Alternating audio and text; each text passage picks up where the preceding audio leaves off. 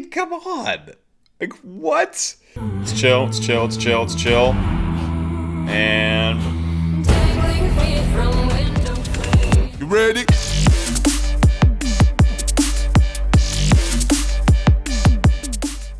Hi everyone, welcome back to the channel. Today, so special. You guys know how much I love making analysis videos for the Bass Gang, and this one's really special. It's my baby, it's my arrangement. I got a Katarina on the track with us, and I'll get into all the details on that later. For now, I'm just gonna watch straight through so you guys can see my real first time reaction. Of course, I've heard the audio as I was a main component of creating it, but I have seen nothing of the video so far, so aside from this very first image of a Katarina. So let's get into it, and then afterwards I'll go back and I'll break it down and let you guys see what was happening behind the scenes, how I arranged it, how the project came together, and I'll of course point out elements of the arrangement and the music as well. So let's do it. Marwan, I hope you impress me here, man. High hopes for this video. High hopes for this video.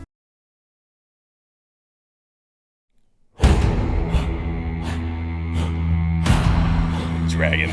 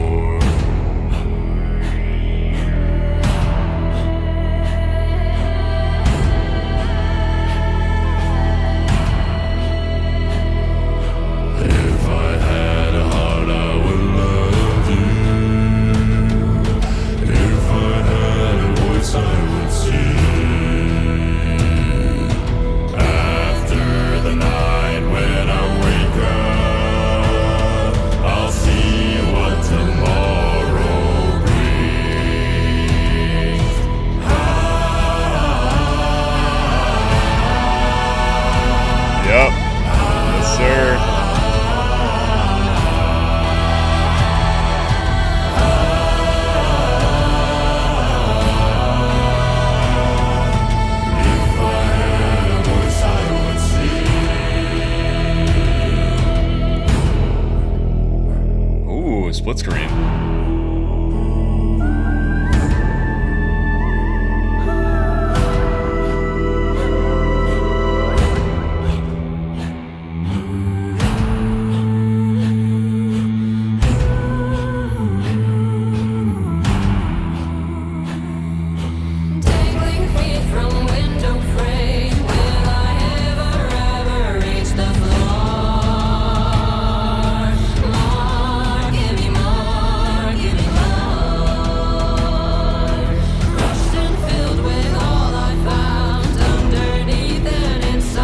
Sick, the shadow.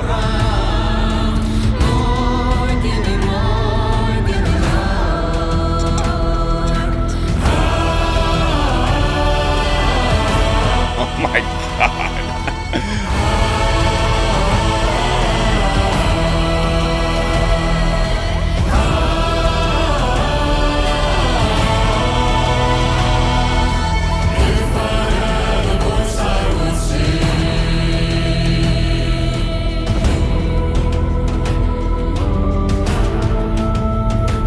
Like it. Individual shots, yes.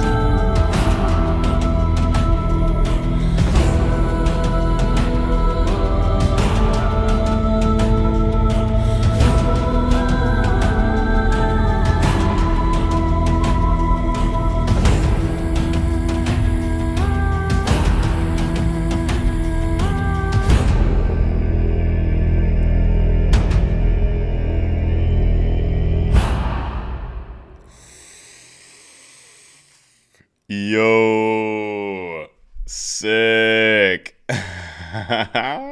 Yes, dude. Awesome. Awesome, awesome, awesome. Awesome. Epic. Super, super epic. Bravo, bravo, bravo, bravo, Marwan. So sick, man. And cool to see some new things in the video editing. I really like the silhouettes. I thought the silhouettes are super, super cool. There was that one moment when Ekaterina was singing when like her shadow, I guess, somehow like extracted a silhouette from there, or like turned her image into a shadow, and that was behind her bigger. That was really, really cool as well. Awesome. Awesome. All right, well, let's go back to the top and go back through, and I'll kind of run you guys through how this project came together. So I had this idea to do this song on my way back from the Czech Republic after doing the last album with the Bass Gang, shooting the videos over there, and I was in the airport, and we were thinking about a wintertime release, what would be a good wintertime release for the Bass Gang, and I was like, okay, If I Had a Heart would be really cool, because you can just drop the original, just drop the octave, add a bunch more bass stuff. Some bass singers have done it already, but I was like, I think with the Bass Gang we can do something bigger and more epic and special, and I think we accomplished that. So I was in the airport, and Ekaterina and I had been in touch via Instagram, kind of towards the start of the pandemic. I think she followed me because she saw my stairwell videos, and then we like started chatting basically. And of course, her career is going crazy, right? She's performing all over the world. She's immensely successful and deserves every bit of it. Super, super talented. And so I just reached out to her, and I was like, if I could get her on this track, I think that would be like the cherry on top. That would like crystallize this cover as something really amazing. If we have all these bass voices, and instead of getting another bass vocalist, like you might think like a Big Brev or an Eric Holloway, also would have been great on this song. But how cool is it to have a female vocalist doing all those really high, like female chanting things? I think it adds a really special kind of magical, mysterious element to it. So reached out to her on Instagram, and she was all for it right from the beginning. She loves the original song, and we went from there. And I remember I got back, and I was on, I was still in European time, so I was waking up at like 3 a.m. here in Arizona, and I think I recorded this entire demo for the song in like a day or two. I would get up at like 3:30, start recording at like 4, and record for like 5 hours. And the whole thing was it was done. And there's no formal arrangement. It was just me in the booth making up parts. And I'm about to go through and show you guys some of those parts that just came to me, in the wee hours here. So let's go back right from the beginning, and we'll get into it.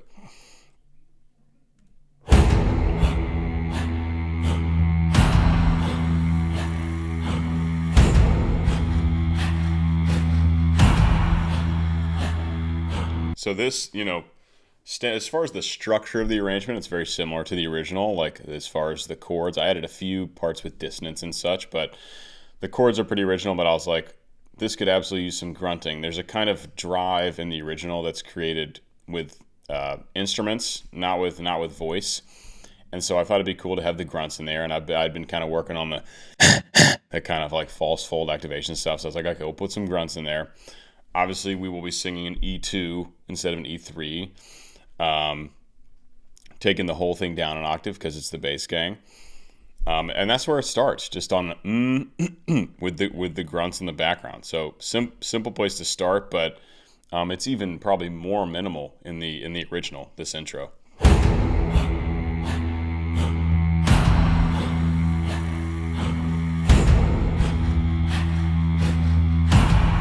By the way, it is all of us grunting, so it's 5 voices grunting, and of course the 4 boys on the low E.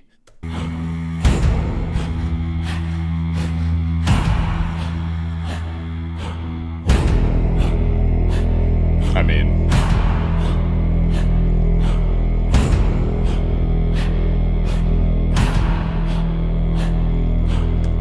and that is all 4 boys on an E1 subharmonic. And I will say, even the E1 subharmonics actually sounded bigger and more pronounced in the kind of pre-mixes I sent to Ed Boyer. Shout out to Ed Boyer, mixing extraordinaire, because and this makes sense to go, he'll go for more like balance, so that the subharmonics sound a little more subdued, so they can actually function like a bass line. In the original, I hadn't like EQ'd them like subharmonic voices. I EQ'd them like regular voices, and so they were just like super in your face. We will probably release that pre-mix to our Patreon community, so if you want to join the Bass Gang Patreon, you can kind of hear how it sounded before Ed Boyer got his hands on it. But this is an E1 subharmonic from all four of us that does go for almost the entire song. It goes for the whole song from when it comes in, but it cuts out at certain moments, and I did that, just to create some contrast there. And so it's impactful when it comes back in, because you can kind of forget that it's happening during the sections when there's so much going on, and I'll get into that here in a bit. So I wanted to take it out at moments and then bring it back at moments, so you're like, oh, that's right, there's an E1 subharmonic happening.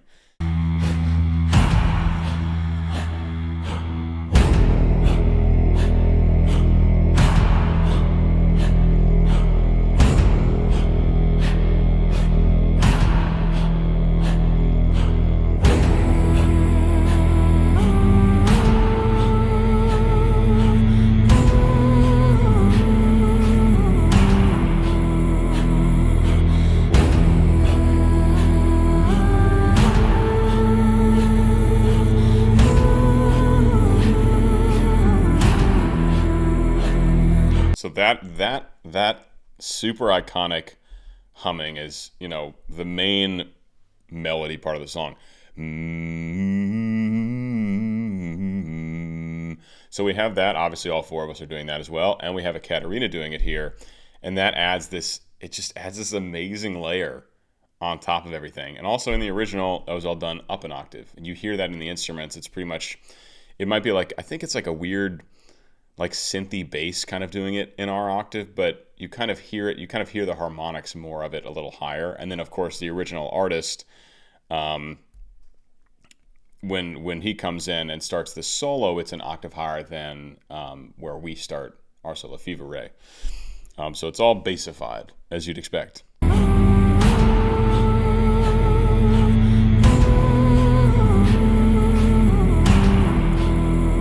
what you notice is that E1 doesn't move.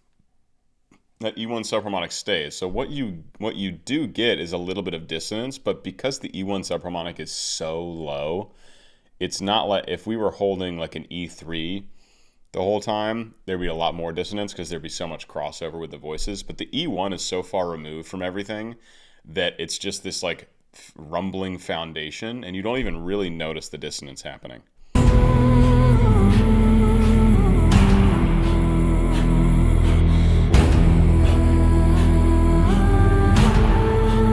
Still down here, an octave lower. So there, we had some overtone singing.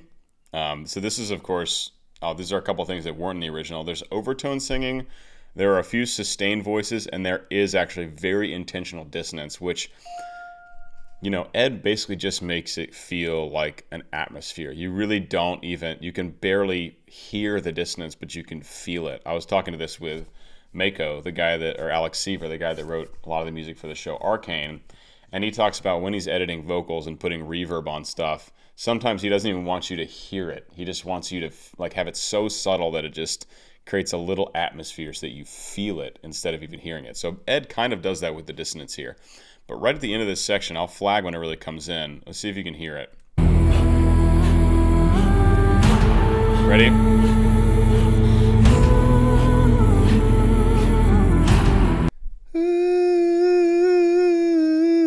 There's all those notes crunching right together just in that section and it happens a few times throughout the song. This is the first iteration of it. I also just noticed Tommy has the TBG in actual Old Norse lettering marked shaved into his head like I have on my face.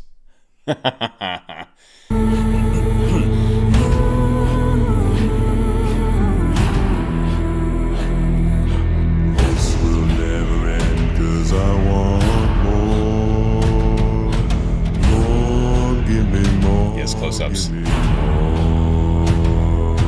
All right, so first moment of the solo, obviously I'm going to give that to myself because I wrote the arrangement. So I'm going to take the first solo.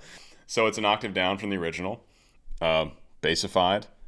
close-ups. You guys who follow my channel know how much I love close-ups, so I insisted Marwan used my super close-ups in this video. Glad to see that he did. He really didn't have to, but glad to see that he did. There's whisper tracks happening, so this will never end 'cause I want more. That's happening all around. All of us did a whisper track, so there's 5 of us whispering melody, which adds this kind of spooky element to it. And also the drums. I was looking for drums, and I just found this incredible, these incredible drum, like war drum loops. I can't remember the name of the company, but I snagged those and snagged a few different iterations of them so they rev up in intensity throughout the song. And God, it's just absolutely perfect for this, you know, kind of epic version of this song. Our version is much more intense than the original. Much, much more intense, both vocally and instrumentally and all of it. And it just turned out so well. The drums just really, really work. Also vocally, my approach to this is much, I didn't want to start out like kind of as loud and as resonant I could be. I wanted to start out kind of a little more ghost-like and mysterious. So it's like, if I had, this will never end. It's more a little like warm and breathy. And then when Bobby comes in, his is a little more resonant and intense. So I'm glad I took the approach of going softer, because that gives us a little bit of contrast and a little build. More, give me more, give me more.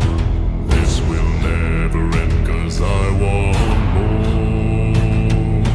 More, give me more, give me more.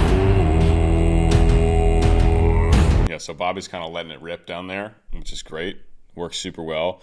Bobby's voice is so crazy. I remember he sent the tracks, and like his low E's are so much louder than the high notes in that section. Nothing is high. So his voice just smashes low notes, and unless he puts more effort into when he gets higher in his voice, it's like if he's singing comfortably in the middle, it's going to be softer than his low notes, because his voice really opens up, like, you know, down around an E2. So he was sending these tracks, and it was like, this will never end 'cause I want more. And it got so light, and so it was so, like, usually you have to compress to make the low notes louder and the high notes softer. And for Bobby on these particular lines, you had to do the opposite. We had to bring up the volume of the higher notes and like basically bring down the volume of his low E's.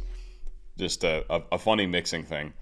That's happened, but that's happened before with his voice. There was another one. What? Oh, yes, of course. In Yellow Flicker Beat, there's a line for him that starts on a low E flat, and the low E flat was much louder than when he got a little higher in his voice. My blood is a flood of rubies, precious stones. So that's just old Bobby being a bass. 'Cause I want more, give me more, give me more.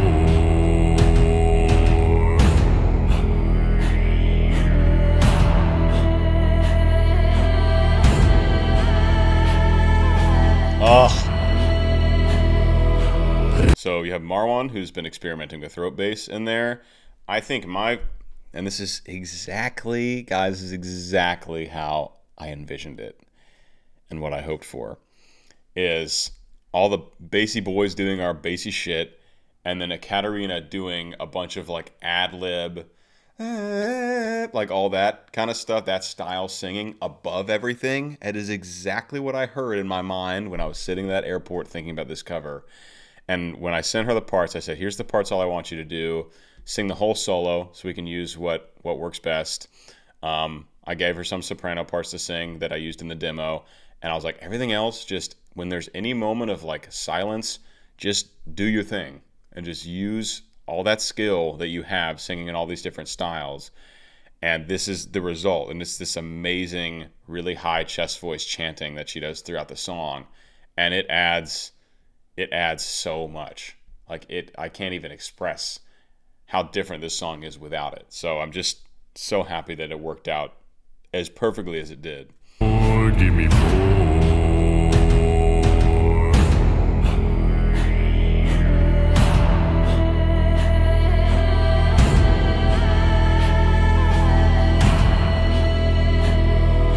If I had a heart, I would love you.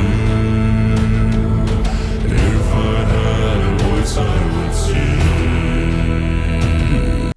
So obviously more intense now. The drums are more intense now. We don't just, when it was Bobby and I singing, it was just the solo part. Now when Tommy's part comes in and Marwan after him, there's also harmonies. So there's a lot, you hear a lot more voices, and you hear them all spread out. So we get more voices, plus we get, the added intensity in the drum part. E1 subharmonic still going. If I had a heart, I would love you. If I had a voice, I would sing. Tommy also did his parts a number of different ways. He did a bunch of takes. Like I told the guys, do anything you want, and we'll use what we can. And Tommy did some of his parts in a super low throw bass as well, which you hear at one part. You hear it during the ahs that are coming up in a bit. He gets down to he did an E1 throat bass in second subharmonic. And we talk about it in, I've got an episode with Tommy coming out for Vocal Arts, the podcast, and we get into how he kind of discovered that. So that will, that'll be up at some point. Keep an eye out.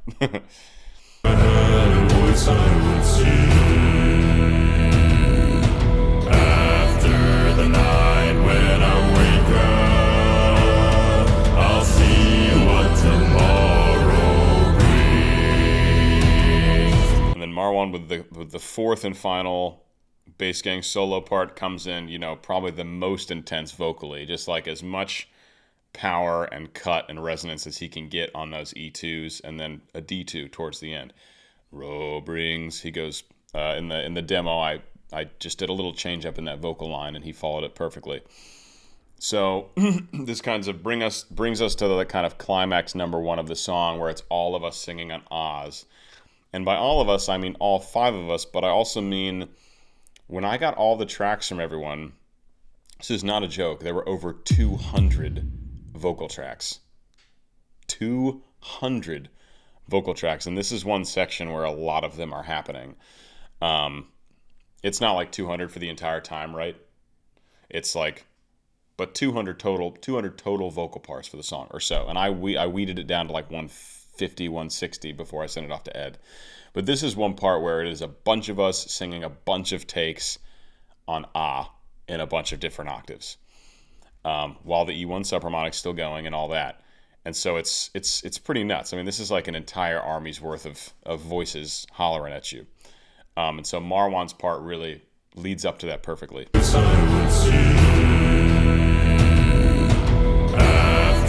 the night when I wake up, I'll see what tomorrow brings.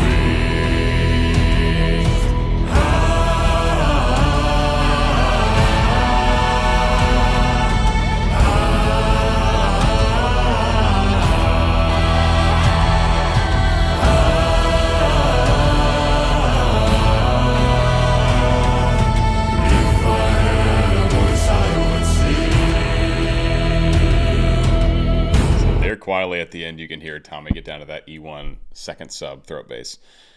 How much does a Katarina add? I mean, like, the gang vocals are amazing. Like, you'll hear it if you join the Patreon, you'll hear it in my demo, or in the pre-mix we had her voice. But maybe we can send the demo as well, because I didn't do any of those parts in the demo, because I was like, Katarina, do your thing. And it adds so much. It's amazing and it's epic and it's bassy without that, but it completely changes the atmosphere of the song to have her doing those chants. It's perfect. It's so good. I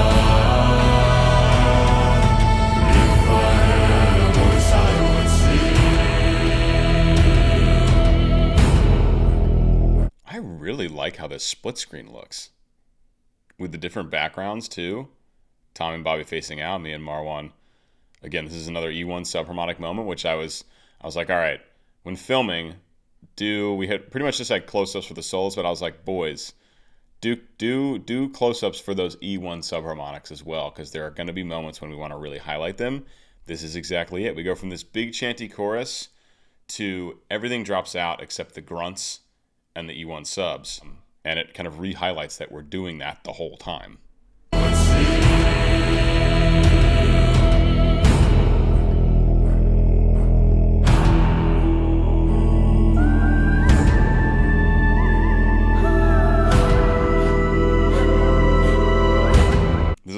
section I added that was not in the original. I was just like, what can we do here? Because the song, has potential to get repetitive. With all these voices and with a Katarina, it really avoids that quite nicely. But I was like, going one extra mile. And I was like, what can I put here? So I just created this cool little cascade that goes like, E1 sub, E2 I come in on, and then it just stacks until there's all this dissonance happening all the way up into our falsetto voices before it drops into the next section. And it's almost like a palate cleanser. You get like a break from everything happening for a minute and get this cool little ethereal weird thing. And then Katarina does her voice on top of it. And it's just like a really interesting little, down section between verses, essentially.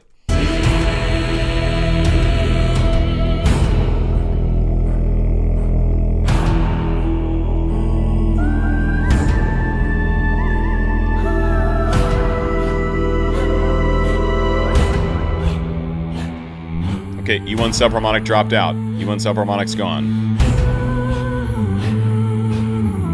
And here it comes again. Dangling feet from window frame. Will I ever reach the floor? More, give me more, give me more. I mean, come on. Like, what? So Katarina sounding just unbelievable in her chest voice, really letting it rip down there. And then when all of that comes in at once, we go from this down section, again, a palate cleanser, it's chill, Katarina's doing light stuff, we're just going, and then heavier drums come in, the E1 subharmonic comes back in, and a Katarina comes in heavy in 2 octaves. How this is mixed, how I wanted Ed to mix this is it's heavier on the chest voice when she comes in, and then as she gets down to the bottom of her range, you start to hear the higher octave come in a little bit, so you can pay attention to that. But man, this hits like a freaking freight train. It's chill. And dangling feet from window frame. Will I ever reach the floor? More, give me more, give me more. Yes. Crushed and filled with all I found underneath and inside, just to come around. More, give me more, give me more. So it was our little duet there, and she added, I was like, listen, sing this melody in as many octaves as you can. And she sent, like 4 back, like the really, really high soprano stuff all the way down to her low chest voice stuff. Coming out of this down section where it's this, and I also think it's really cool that Marwan went from the cool colors to the warm colors from this section to the next section. It just adds to that radical change. I mean, this is crazy. This build-up, I want to go to the build-up again. Yeah. I'm indulging. Okay. It's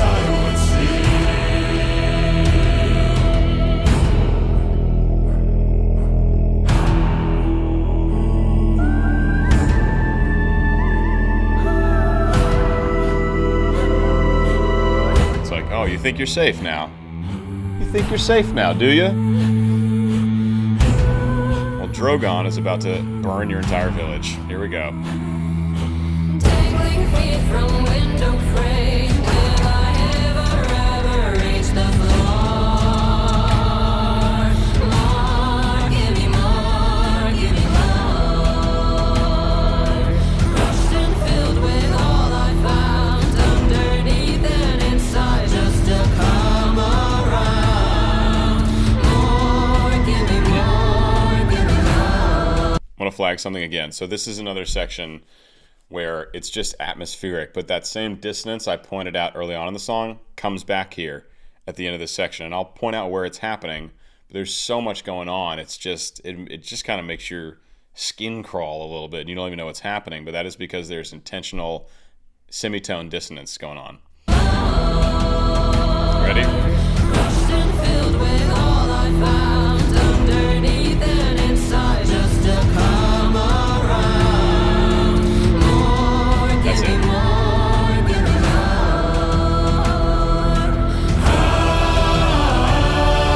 So This may seem like a lot of voices.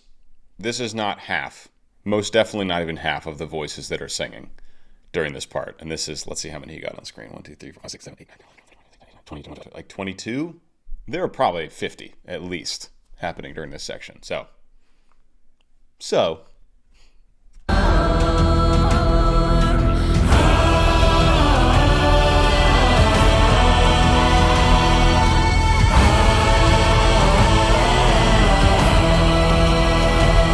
I absolutely love the panning. It just makes it seem more like we're actually there in person, standing next to each other. Like, this is obviously an impossibility, what we're watching now. But then the next one, where it just looks like we're next to each other and it's panning, that is a really nice touch.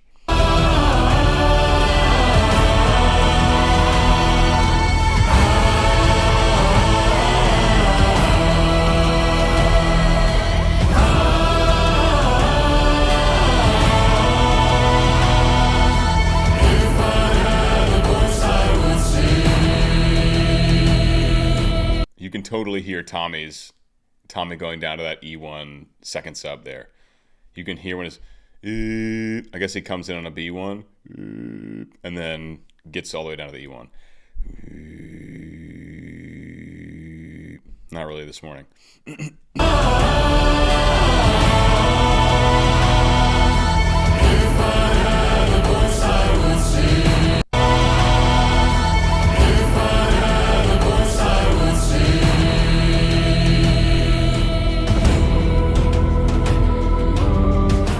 E1 subharmonic still going.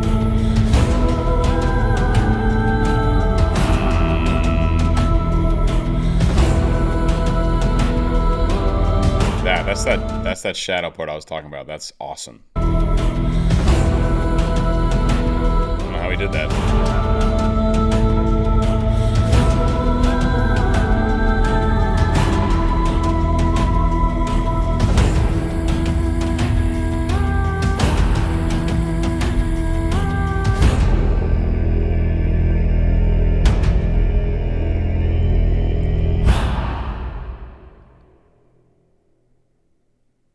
There you have it. That last part, I actually doubled the drums just for that last thing. I literally just doubled the track entirely, so those drums in this final little section are literally twice as loud, while there's less happening. Well, that's it, y'all. Absolutely unreal. Absolutely amazing. I'm not sure if this is the absolute final version. We are still figuring out a few details. Getting a Katarina's thoughts and everything. So this is the Patreon early access version. It's the version I'm making the video to. The final may be a little different in some ways. Nothing dramatic really, but might be a little different. So keep an eye out for those changes. Hope you guys enjoyed. Thank you for indulging and listening, and I hope you enjoyed the analysis. Gave you a clearer picture about just how crazy these projects are for the Bass Gang. 150, 160 voices, and that was after eliminating things. An E1 subharmonic, basically the whole song. I mean, where else are you hearing that? For real, where else are you guys hearing that? I think the Bass Gang's doing some really cool stuff. Pushing the boundaries, really. Pushing all the boundaries we can. So, thank you all for the support. Thank you for listening. Go subscribe to the Bass Gang. Go check out their Patreon, my Patreon, if you enjoyed this video. Go support a Katarina already if you don't. She's immensely talented. Just one of the world-class voices around. It's been a pleasure to work with her and become colleagues and friends with her. So that's that, guys. Thanks so much. I love you all. See you in the next one. Peace.